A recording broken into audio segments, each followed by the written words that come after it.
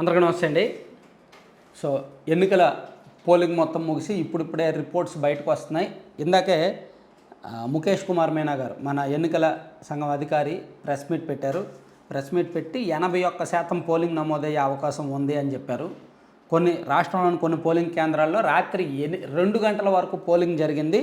So మొత్తం మీద ఈ పోస్టల్ బ్యాలెట్ ఓట్లు అర్ధరాత్రి వరకు మిడ్ నైట్ వరకు జరిగిన ఓటింగ్ మొత్తం కలిపి మనకు వచ్చిన రిపోర్ట్స్ చూసుకుంటే 81% వరకు పోలింగ్ జరిగే అవకాశం ఉందని మేము భావిస్తున్నామని చెప్పారు. 81% అనేది మనం కూడా ఉంచాంలే. సో ఫస్ట్ నేను 84, 83% అవుద్ది అనుకున్నా, కానీ 81 అని మనం నిన్న ఈరోజు మార్నింగ్ చెప్పుకున్నాం. సరే, ఇది పక్కన పెడితే కొన్ని జిల్లాల్లో కూటమికి ఫుల్ స్వింగ్ కనిపిస్తుంది. కొన్ని జిల్లాలు పర్టికులర్గా కొన్ని పార్లమెంట్ స్థానాలు స్వీప్ చేసే అవకాశాలు కనిపిస్తున్నాయి. రికార్డు స్థాయి ఓటింగ్ రావచ్చు. 2019 ఎన్నికల్లో చూడండి, కర్నూలు, కడప, విజయనగరం, నెల్లూరు ఈ జిల్లాల్లో వైసీపీ స్వీప్ చేస్తుందని ఎవరు ఊహించాల. వైసీపీకి అంత భారీగా మెజారిటీలు వస్తాయని ఎవరు ఊహించాల. అంత భారీ ఓటింగ్ వస్తుందని ఎవరు ఊహించాల. సేమ్ ఇప్పుడు కూడా 2024 ఈ ఎన్నికల్లో కూడా తెలుగుదేశం పార్టీ కూటమికి నరసాపురం పార్లమెంటు పరిధిలో ఉన్న 7 నియోజకవర్గాల్లో కూడా స్వీప్ చేసే ఛాన్స్ ఉంది, స్వింగ్ రావచ్చు.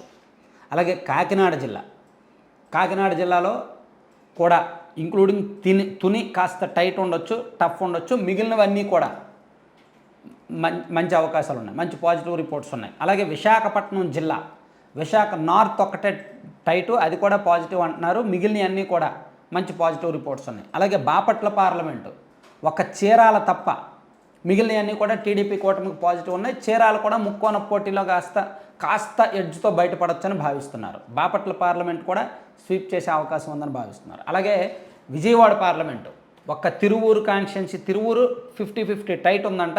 మిగిలినవన్నీ కూడా ఈజీగా కొట్టొచ్చు అని విజయవాడ పార్లమెంటు మొత్తం కొట్టొచ్చని స్వీప్ చేయొచ్చని భావిస్తున్నారు. అలాగే గుంటూరు పార్లమెంట్లో గుంటూరు ఈస్ట్ కాస్త టైట్ ఉంది. మిగిలినవన్నీ కూడా ఏకపక్షంగా కొట్టొచ్చని భావిస్తున్నారు.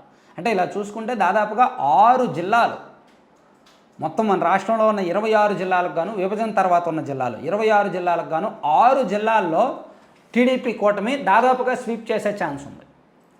పోతే టైట్గా ఉండే సీటు ఒకటి పోయినా మిగిలినవన్నీ కొట్టే ఛాన్స్ ఉంది.